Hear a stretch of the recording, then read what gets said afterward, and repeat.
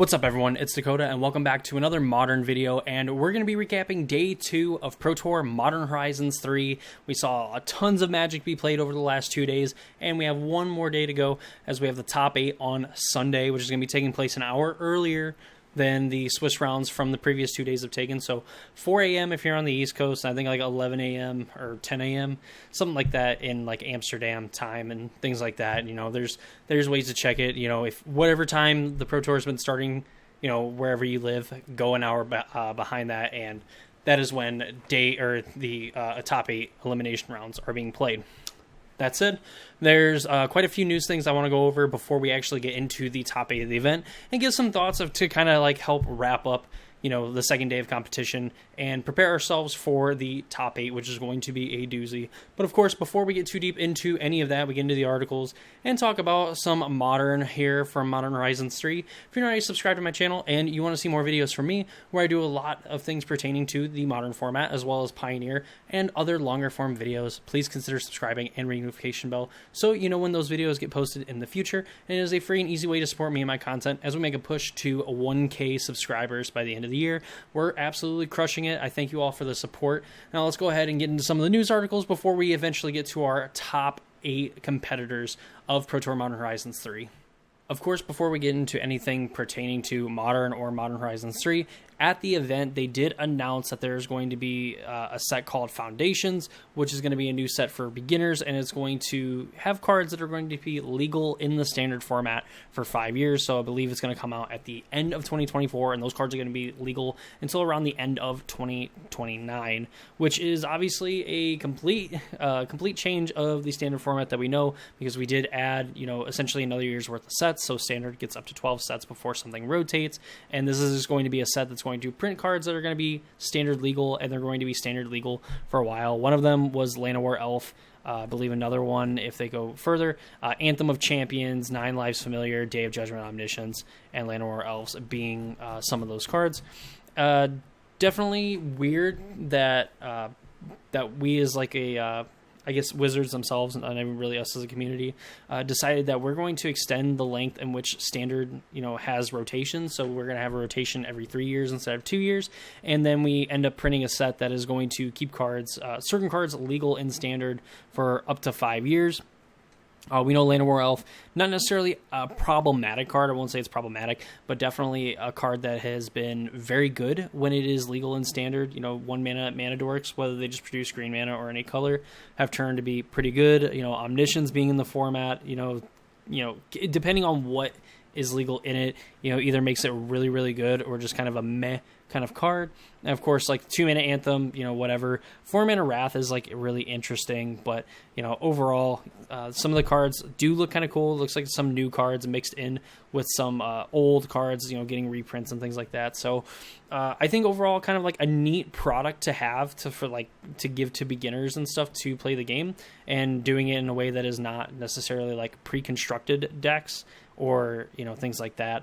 And then I think a lot harder to also do like the tournament decks and stuff that we would see for like Modern, you know, in Modern's history, and then Pioneer as well. So, you know, probably a good alternative to something like that, but then, you know, also just kind of can create problems as well. You know, again, when you have kind of like the set rotation, you kind of know when cards come out of, you kind of have to just know that these cards kind of came out of Foundation set. So kind of whatever for our channel, just because we don't really focus on Standard, but it is kind of a pretty big, you know, talking point, whatever, in Magic right now, that, you know, we are having something that is literally breaking kind of the point of playing something like Standard, where the format does rotate, and now this set is in theory going to be legal for a lot longer than some of the other sets, you know, that are going to be out, like outliving Bloomburrow and things like that going forward. So be interesting to see how it works out. If they do it well, you know, it can be kind of a great thing, and then, you know, there's not any point in talking about it. It just ends up being a great product, but definitely something that was, to me at least, worth bringing up. And with that said, let's go ahead and get into some of the news that actually came from the Modern Horizons 3 Pro Tour event. So to officially kick things off from Pro Tour Modern Horizons 3, we actually have a disqualification in round 14. So in round 13 of Pro Tour Modern Horizons 3, player Bart Van Etten was paired against Javier Dominguez for a feature match. On turn 3 of Game 3, Dominguez played Flage, Titan of Fire's Fury, which deals 3 damage to Van Etten's Nethergoyf, which, of course, now Nethergoyf's going to come up, but Flage is not going to come up. Interesting. Which was a 2/3 creature at the time with 2 card types in Van Etten's graveyard. In response, Van Etten played a Not Dead After All, which, of course, if the creature dies, it comes back with the Wicked Roll token and things like that, targeting the Nethergoyf, and tapped it, and put the Wicked Roll token on it, indicating Nethergoyf had died and been returned to the battlefield by the spell. However, Not Dead After All was in the graveyard as the 3rd card type, so Nethergoyf was a 3/4 creature when the Flage, Titan of Fire's Fury trigger resolved. Nethergoyf would not have died and therefore should not have received the Wicked Roll token. This issue was raised to the judge staff during round 14, and the head judges for the event investigated by reviewing footage and interviewing players, both players following their round 14 matches. The determination of this investigation was that Van Etten had intentionally committed a game rules violation. As a result, he was disqualified from the event, and the result of the round 13 match was reversed as part of this ruling. As far as like rulings go, players doing things intentionally and violating the games of the rules intentionally is cheating. When you do it unintentionally, it's not cheating. When you do it intentionally, it is cheating. Just when you do it unintentionally, it kind of like leads to like a feel bad moment because like the person making the mistake, feels bad because like they did something that they should not have been able to do, and it's feel bad for the opponent because they didn't catch it and could potentially work out in that person's in their opponent's favor or just be very bad for them. So I don't feel bad about the disqualification if the player Bart Van Etten actually did this intentionally. I'm sure that the video is somewhere on Twitch or maybe already made its way to YouTube, whatnot. But yeah, assuming that everything they said is true, then honestly, I have no love lost for people who cheat intentionally. So I also saw that potentially Bart Van Etten is a repeat offender of cheating. That's just from a few people on Reddit where like this kind of article was posted and people were talking about it. Regardless of the fact whether it's a serial cheater or not, get fucked if you intentionally cheat because that's just, it has no place in the game. And again, like when you intentionally break the rules of the game, that is cheating. If your opponent just, misses a trigger on something, or, that might be like bad for them or whatnot, what have you, anything like that, that's just, that's different from what is being told here. So, disqualification, round 14, this isn't like necessarily uncommon anymore for a player to get disqualified for some reason at a Pro Tour level event here. It seems to happen at least like once or twice per season. It's unfortunate when it happens, but again, for someone like intentionally cheating, I don't feel bad for him. But so yeah, that is the disqualification from the Pro Tour Modern Horizons 3 round 14 reversed. So then Javier essentially got the win. So, good for him. We'll kind of see how things went on from there because I know Javier was kind of in the mix for top 8, for basically the whole tournament. So that's that. Let's go ahead and take a look at our next article. Next is a little bit of sad news. They are announcing that the Player of the Year trophy is being named the Kai Buddha Player of the Year trophy. That's not the sad news. Honestly, naming the Player of the Year trophy out of one of the greatest players of all time, whether he's your favorite or is the GOAT, whatever your inclination of an argument is, there shouldn't be any question that Kai had probably one of the most dominant runs ever as a player. There's a video down below. I'll have all the articles linked so you can watch the video yourself. But 7-time Pro Tour champion, 4-time Player of the Year. I believe they said 7-time Grand Prix champion. Invitational champion. Just basically like oozing of the definition of a winner. And to read it here, Magic Hall of Fame member Kai Buddha is a competitive career unlike any other, with 7 Pro Tour victories, more than any other player in history, and dominating record of success across more events. Buddha has earned the moniker the German juggernaut since Kai doesn't lose on Sundays. And for me personally, even though I started playing Magic well after Kai's like reign of terror, I think I was like maybe 6 years old, when his 7 Pro Tour victories across like 3.5 years had taken place. But, definitely you could tell, like, when the broadcast team would talk about Kai, going from, Magic 2015, when I really started playing and paying attention to the Pro Tour up until now, like, you can tell the way they talk about Kai and the way players respect him and everything is, his impact on the game is unmatched, to, like, any other. And again, if you want to have, arguments and stuff like that of like who's the greatest player, is it John Finkel, is it Kai Buddha, is it Paulo, is it LSV, whatever like person that you could throw out there, we can all be in agreement that Kai is probably the best person to name this award after. Again, a 4-time winner of said award, 7 Pro Tour victories, more than any other player ever, and just, probably one of the most, if not the most dominant run in competitive Magic ever. Kai was diagnosed with cancer a few years ago, and from the sounds of it, in the announcement, things have taken a turn for the worse.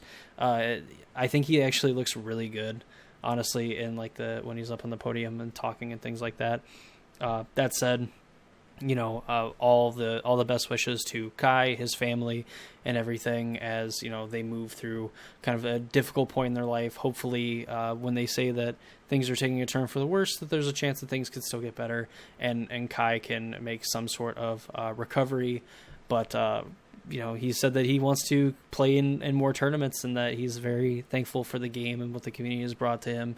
And I know, at least for me personally, speaking, what he has brought to the game, and again, the way that people talk about him, and you watch old Pro Tours where he's playing in them, like, you can tell that there's just a lot of respect for for him and everything. And all we can do is thank him for just being a great person in the community, and of course just being a very, very dominant Magic player. So hats off to Kai. Hopefully things start to get better, and hopefully we can see him for many more Pro Tours to come. But on that note, let's go ahead and take a look at the top 8 of the Pro Tour Modern Horizons 3, kind of break down what's going on, what decks we're going to see, and kind of give some thoughts to kind of round up and put a nice little bow on our video here. So here is the top 8 in order of, seeding, how it's going to end up being in the event. So here we have Noah Ma, who had a 15-1 match record, a 31-9 game record, 16 rounds, and lost 9 games total between 6 rounds of draft and then the other 10 being constructed. Now, with Pro Tours like this and the previous however many, like for a while now, once you get to a certain set amount of match points, I believe it's like 36 or 39, what have you. I mean, Noah was like absolutely pacing the field, between him and Ely. So Noah did more than likely get at least like 1 or 2 buys. I would say probably close to like 3 in this event and everything, but nonetheless, like absolutely crushed and dominated the competition. So can't really be too upset with that. And then playing Mono Black Necro as well, it's not a Nadu deck that's the number 1 seed. It's going to be Mono Black Necro, and we'll have the play for the entirety of every single match that he plays. And I can only imagine that is going to be wonders for all these Nadu decks. So second, we have Ely on Bant Nadu, 14-2 record, 29-12 game record, with Jason Yee following behind Ely. Also on Bant Nadu, 13-3 with a 28-10 overall record. Javier Dominguez in 4th at Jeskai Control. We talked about him earlier, essentially getting a result reversed in his favor, which puts him rounding out the top 4. These players will be on the play in their matches going forward, with Javier being 13-3, 28-12 game record. Simon Nielsen, a player that is having a very dominant run, top 8ing the last who knows how many like major constructed events, just like a perennial, like just always in top 8 contention, if not just being in the top 8 at all times. Also playing Bant Nadu, 27-3 overall game record. followed by Sam Party, also on Bant Nadu, 12-4, 26-15 record. Seth Manfield on Mono Black Necro. So we have 2 Mono Black Necro decks in the top 8. 12-4 record, 12-4 record with a 27-14 game record. And Daniel, I'm not even going to attempt to pronounce that last name because I know I will absolutely butcher it. And they were the lone 4-color Nadu player, going 11-4-1 with a 26-15 overall record. So here in the top 8, for those keeping track, we have 5 Nadu decks, 4 of them being Bant, 1 of them being the 4-color build. We have 2 Mono Black Necro decks, and we have Just Guy Control. So only 5 of the 8 spots dominated by the Bird Wizard. So I mean, it's not as bad as Eldrazi Winter, where we had 6 out of 8 decks being Eldrazi decks in the Oath of the Gatewatch tournament. But nonetheless, we expected Bant Nadu to put at least some copies in the top 8. I believe even in the primer video, I said that hopefully there'd be like 2 copies that make it, and turns out there was almost all but 2 Nadu decks in the top 8. We ended up getting a 3rd one in there with Mono Black Necro piloted by Seth Manfield. And, this is unfortunately kind of what we expected. The fact that the Bant Nadu deck had hit another gear where it turns out it doesn't need to have a Thassa's Oracle to win the game. It just has its own kind of loop. Again, like very KCI-esque in how it can kind of like pick apart players and just win the game kind of in that manner. But, we've seen kind of the next evolution of this deck, and be interesting to see how well it performs at the Pro Tour. We're going to have 3 Nadu mirrors with just Javier and Simon Nielsen being the only, not Bant Nadu being played in every match, with there only being 1 mirror match between Sam Party and Jason Yee. So I got that wrong. That's my bad. But yeah, we'll have at least 4 different matches, all featuring Nadu, but we will have 4 different matches in the top 8. It's going to be when we get to the top 4 that we could potentially see just the entire top 4 being like all Nadu. There'll be at least 1 that makes it into the top 4, but chances are with how well, players like Ely have been playing, although they are going to play against Mono Black Aggro, and the 4-color build is going to play against the other Mono Black Necro deck.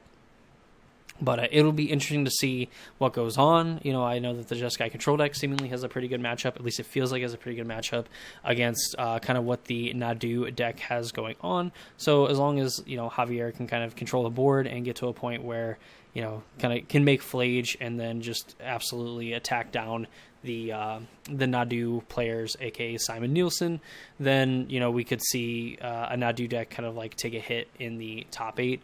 But, Bird Wizard things, like Nadu has definitely earned the title of Nadu Summer, and just absolutely crazy. So a few things to kind of take away from this going forward. So 5 out of 8 decks, Nadu decks. After how day 1 went, I am not surprised, and really it probably should have been more than that. But, some of the other decks, Noah absolutely just bursting through the front door of the top 8, with Javier kind of like trailing behind and Seth Manfield kind of tripping in before the door closes. But, Nadu is the deck of the tournament. It's going to be the deck of the weekend, almost regardless of how this top 8 plays out. I guess maybe if Mono Black Necro wins, but, it is what it is. More interestingly, Control being a viable option in Modern. So we're used to kind of seeing these Control decks that just, kind of really, I guess, playing like Counterspell, but they're also playing, Omnath, they're playing Subtleties and Solitudes and things like that. And that's kind of like the Control deck they're playing. They're also playing like the One Ring because you're able to kind of offset some of the life with like Omnath, and that's just not the case anymore. Just Guy Control, albeit having this kind of energy package, is playing more like a traditional Control deck and performing very well. And I could see past Nadu, a potential Nadu ban where this Just Guy Control deck is even better, as long as Flage is legal in the format and it has a lot of these like efficient removal spells that will end up scaling up later in the game. There's just no reason that this deck can't continue to exist in the format and continue to perform at a high level, in which it has in the hands of a former world champion in Javier Dominguez. Finally, once we kind of get through the top 8, like what's going to happen here? So we already know that 3 out of 4 Nadu decks are or excuse me, at least one Nadu deck is locked in for the top 4.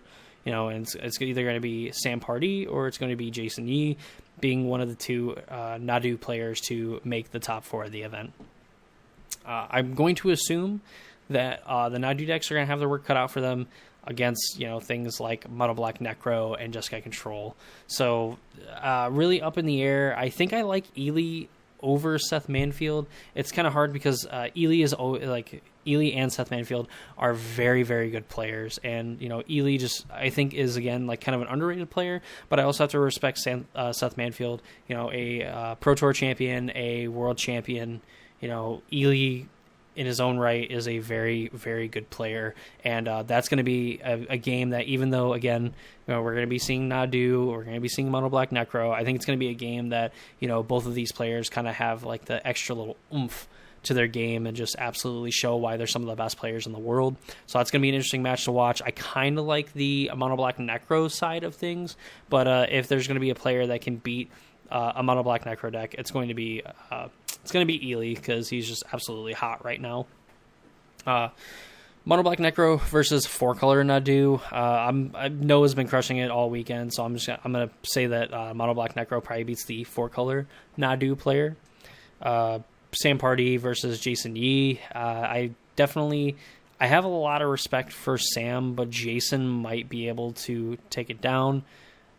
Just from the sheer amounts of being, playing and everything like that, I think that's kind of a toss-up. Again, I have a lot of respect for Sam Pardee as a player, and I think Sam Pardee is also a very, very talented player. But Jason Yee, for tournament after tournament, has put up very, very good results. So I expect Jason Yee to kind of take that one down, even though I think it could potentially be pretty close, and I think Jeskai Control. So, there'll probably be like 2 Nadu decks in the top 4, and probably leading to one of them being into the finals. So, they all kind of cannibalize each other. That's the format that we're kind of gotten into. And if all that happens, or in the worst case, we end up getting a quad Nadu semifinals and essentially just mirror matches for the next 3 matches, what is going to happen to Nadu? Well, probably unsurprising to anybody, and just kind of in general what ends up happening, I would say it's very unlikely that there is a ban that happens after the Pro Tour that hits Nadu or Shuko or Springheart and Nantuku or whatever is in the deck that you could absolutely ban to kind of slow it down, make it less consistent, whatever it is. We're more than likely going to see the format try to adapt to what exactly is going on in the Nadu deck. And I think that's just in faith, like a good practice to have. I think that, if you are going to make changes, that you should make changes before the modern RCQ season starts, because they are less likely to do that in the middle of the season unless a deck is like extremely problematic. And Nadu could be one of those things where if it is legal and it continues its dominance into the RCQ season, it could be a deck that ends up getting hit during RCQ season. That said, I really hope that something gets done a little bit sooner. If we go like a few weeks to a month afterwards, part of me kind of hopes that none of the other decks are able to perform very well, but we'll probably see like an uptick in like Jeskai Control decks and like Mono Black Necro, especially after this Pro Tour, because again, like they have found success in a sea of Bird Wizard. So, yeah, that is kind of like my prediction. Nadu is probably going to win it. Which player is it going to be? Very good question. Probably Ely. My money would probably be on Ely to win the tournament. Just playing, the perceived best deck. It's a deck that had a 58%, win rate, match win rate, and then, 4-color had like a 57 or a 56, like just slightly worse than like the Nadu decks, and it has a huge sample size to kind of pick from. So, best deck in the tournament, played by probably one of the best players in the event. I'm going to have to go with Ely to take down the event. If not, I would want to see like Noah Ma win, just because I really like the Mono Black Necro deck, and they were absolutely crushing with it every time I'd seen them on camera. Maybe some mistakes here and there, but, overall, like, very good play from Noah. And if Ely doesn't take it down, then I would definitely be interested in seeing Noah hoist the trophy at the end of the day and have Mono Black Necro kind of spoil, an otherwise like perfect Pro Tour for one of the best decks currently in the format. So that's going to do it for me in this video. Hope y'all enjoyed the recap and, you know, all the news and things that we had going on in Magic. If you enjoyed the video, you know, please leave a like on the video, comment down below, you know, one of your maybe favorite moments so far from the tournament this weekend, whether it's from the actual, you know, games that are being played, or if it's like some of the other news and things like that that have come from MagicCon Amsterdam. You know, I'd be interested in hearing kind of your thoughts, opinions, etc. Of course, subscribe, ring notification bell so you are notified on future videos. And again, help me supporting my content. I greatly appreciate it. But that's going to do it for me. Hope you all enjoyed the video, and I hope to see you all in the next one.